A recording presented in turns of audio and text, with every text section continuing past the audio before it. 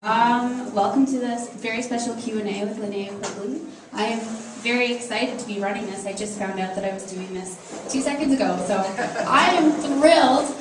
We're going to keep it mostly to audience questions because I don't want to steal anyone's thunder or anyone's. I know there are probably lots of questions that people have to want to share and ask you, but I have to tell you that I'm a huge fan of yours, not only from the cemetery dance, a scene that I really love, and your hair was amazing. But you're also a vegetarian, which I think is really incredible, because I'm a vegetarian as well. Yay!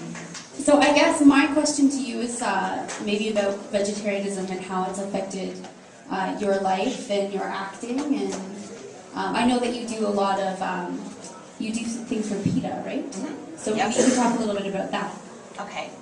Okay, I've been a vegetarian for, I guess, about 25 years, and I did it when I saw this special on TV, and it showed just like the horrible things they do to animals, like just with experiments and things like that, and I thought, well, listen, I love animals, and I just, why am I eating them? So I stopped eating them and got into like rescuing a lot of animals, dogs, cats, even some giant African rats of Fredol and Ray's that I had to place. And I work with PETA a lot and just do hands-on work too, and just make people aware of just not buying things that are tested on animals, things like that.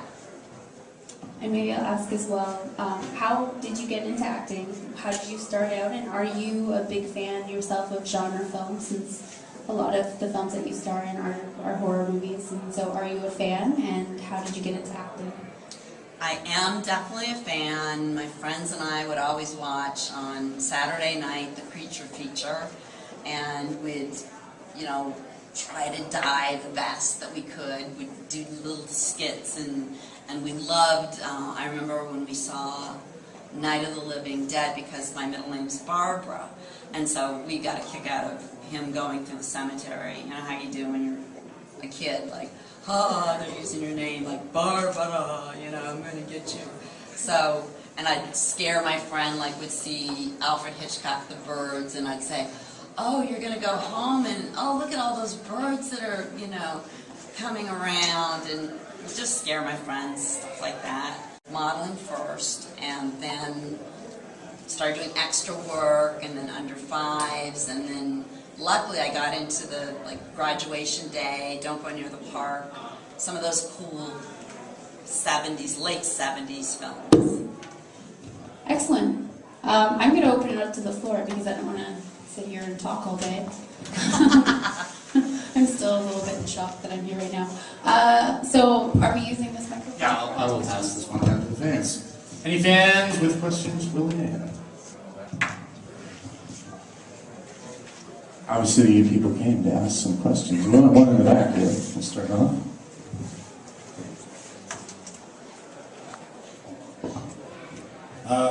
Some of the late 80s movies you made, like the David D. Couture ones, Sorority Babes and Creepazoids, they look like you were having tons of fun making them. But is that quick stuff? Did you guys, is that like a Roger Corman movie? You rip one off in less than a month and maybe made 3 in a year? Or? Oh my God, we did, Sorority Babes took a week, I think, to do, maybe a week and a half, and we were on location.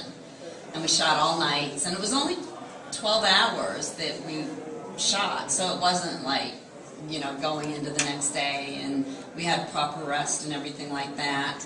But he just would move like that, you do on TV. He just knew what shots he was going to get, and Hollywood Chainsaw Hookers was done Memorial Day weekend. It was just 3 days plus 1 day of pickups. So we didn't have time to rehearse, do anything. It was just you had to know your lines, try to get it on the first take, hit your marks, and know, oh, that was great. It's just move on, okay, we're going. It was crazy. It was fun though, because we were like a family. Everybody usually worked together, like Brink and Michelle and I, or it was the crew knew each other, the DP, everybody. It was fun. It looks like you're always having a lot of fun. Oh yeah. Microphone's right here. it from you. Sorry. Anyone else? Next question. Next question. Cruising around. You got something. You're looking at me. You want a question? Everybody's so I can quiet. Ask another question. Maybe, you know, because I know it's on everyone's mind, being naked in front of a camera. I can't imagine that it's easy, especially when you have a whole crew there. And horror is sort of a man's world, right? Yes, yes. A lot of men on set. Mhm. What was that like, and how can you possibly prepare for that? And then, you know, you looked pretty comfortable up there, rocking it. So, what is that like? It's kind of like going to the doctor.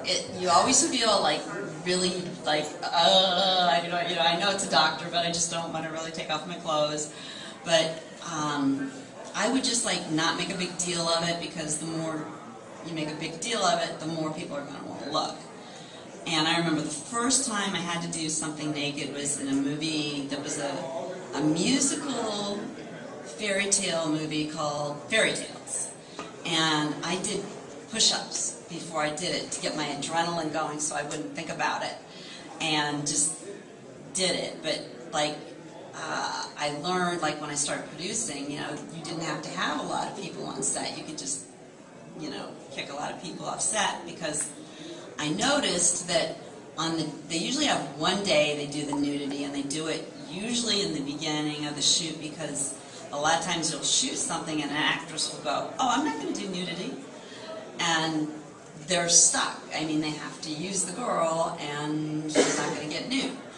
So they usually do it in the first part, but people will invite their friends to come to the set. So I learned to say, no, you 40-year-olds, you know, you see naked girls plenty, please, you know, leave the room, and things like that, so that it wasn't a whole party of people looking at breasts. Yeah. It was actually kind of funny. They invited friends for nude days. Oh, those boys. Yes. Crowd full of them. Yeah. Does Yes. anyone else have any questions? I got a follow-up question. You were talking about fairy tales. That was Wizard Video stuff. Charles Band, right? Yeah, it was Charlie. They released a tape that was called Auditions. I think you were on that tape. That's another one. Now was There's that fairy tales? And It was phony auditions. baloney, right? It was completely. Oh fake. yeah, it was all faked. It was all faked. It was just, you know, a lot of ad-libs, that type stuff. But it was supposed to be like a candid camera-ish type auditioning for a film. That's right.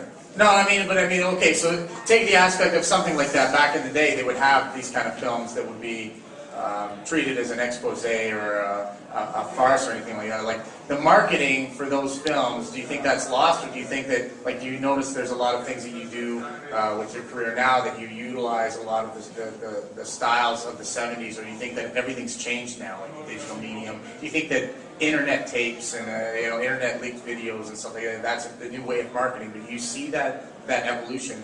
How have you evolved in a business perspective? Well, it's changed a lot. I remember I used to do a lot of modeling they would sell the movies by the poster to get financing, and I remember doing a poster for reform school girls, and that's how they went to get money, by like, oh, this is what the movie's going to be like, you know, and there were three of us girls in, like, you know, jailhouse outfits, short skirts and things like that. And now it seems like, I mean, there's all kinds of ways. There's Kickstarter people use. There's independent financing. Some people finance it themselves. It's really weird. It's like the cameras are getting smaller. It's like I just did something called Bloodstruck, you know, and the cameras are like that, you know, and I'm like, what, are you going to take my picture? It's really strange sometimes how it's changed. And to go from 16 to 35 millimeter to video was even really weird for me. It just didn't feel like you were making a film at first. I got another question. I've seen a lot of pictures of you with guitar. Did you ever actually get involved in music at all?